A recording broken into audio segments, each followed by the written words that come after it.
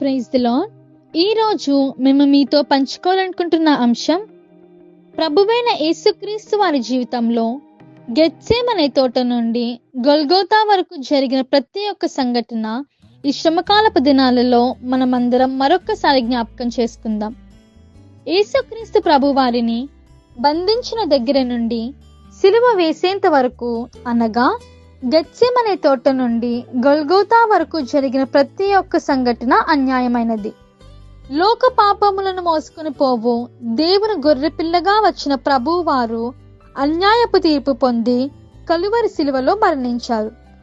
ఆయనను బంధించిన దగ్గర నుండి సిలువ వేసేంత వరకు జరిగిన సంఘటనలను 11 దశలుగా విభజించి వాటిని గురించి తెలుసుకుందాం.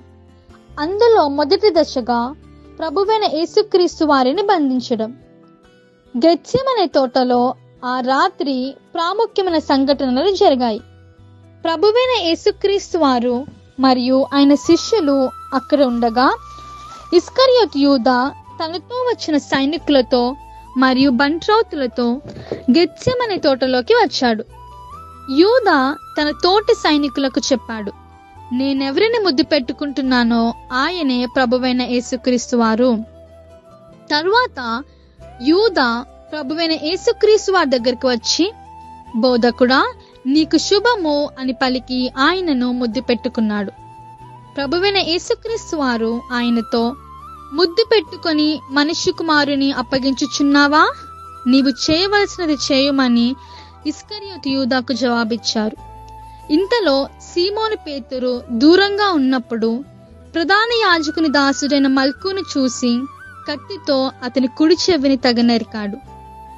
పేతురు చేసిన ఈ చర్యపై ప్రభువైన యేసుక్రీస్తు వారు హెచ్చరించారు.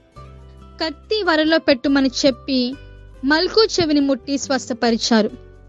ప్రభువైన యేసుక్రీస్తు వారు తనను పట్టుకోవడానికి వచ్చిన వారిని చూసి, ప్రవక్తల లేఖనములు నెరవేరునట్లు ఇదంతయు జరిగినవి అని అన్నారు.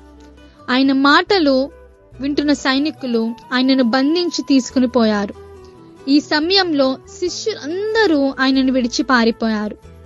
గెత్సేమనే తోటలో జరిగిన ఈ సంఘటనలు ప్రభువైన యేసుక్రీస్తు వారి జీవితంలో జరిగిన మొదటి అన్యాయమైన ఘటనగా గుర్తించబడతాయి.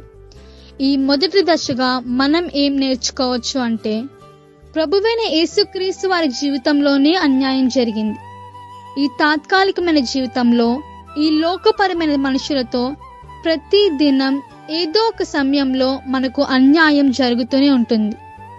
అన్యాయం జరిగింది అని కృంగిపోక నిబ్బరం కలిగి ధైర్యంగా ఉండుమని ప్రభువైన యేసుక్రీస్తు వారు ఈ 3వ దినాన మనందరి జీవితాలను బలపరుస్తున్నారు. ఆమేన్.